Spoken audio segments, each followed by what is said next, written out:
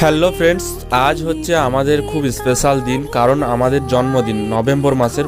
ওর 18, আমার 15, 2 দিনের ডিফারেন্স। তো আমরা কালীবাড়ি এসেছি পুজো দেওয়ার জন্য, আর নিজেরা কিছু স্পেশাল কিছু করব না, সেই ভেবে আমরা যে অসহায় মানুষগুলো আছে তাদের পাশে থাকবো, তাদের খাবার দেবো, কারণ সেটাই ভেবেছিলাম যে তাদের মুখে একটু হলেও আমরা যেন হাসি ফোটাতে পারি। তো সেই জন্য চলে এলাম, সেই উদ্দেশ্য নিয়ে মানুষের পাশে থাকার জন্য।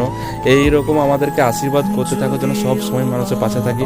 আর এটা আমাদের কাছে খুব একটা স্বপ্ন ছিল, এরকম চেষ্টা করার, যাতে কিছু হলেও ছোট হলেও যেন পারি করতে। তো তোমরা সবসময় আমাদের সাথ দিও আর আশীর্বাদ করো, যাতে মানুষের সবসময় পাশে থাকতে পারি। আমার তোর মতো আমার হাজার জনম পেলেও আমি থাকতে চাইবো তোরই কোলে। দিদি ভাইয়ের ইচ্ছা হচ্ছে ডাল কচুরি খাবে, তো চলো রেস্টুরেন্টে। তো আমরা এখন ডাল কচুরি খাই, তোমরা এখন